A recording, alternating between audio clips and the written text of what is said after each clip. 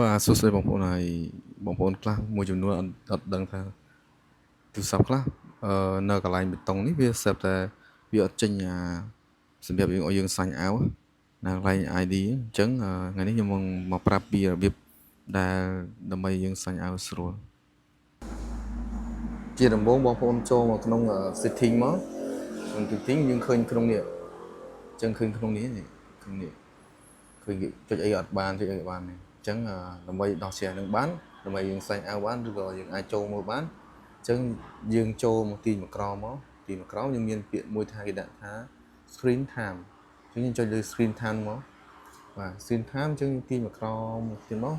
យើងមានពាក្យមួយថា content and privacy restriction ចុចលើនោះមក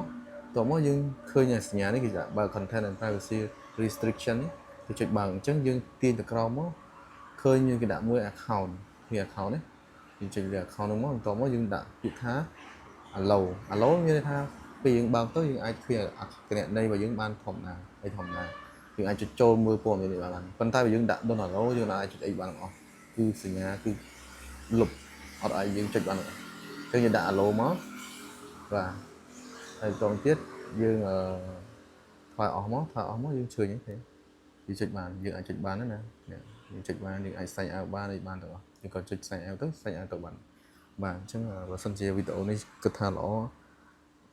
ផ្ដល់ជាចំណេះដឹងបងប្អូនអញ្ចឹងបងប្អូនជួយ share និងជួយ comment ជួយ follow ម្នាក់មួយអរគុណ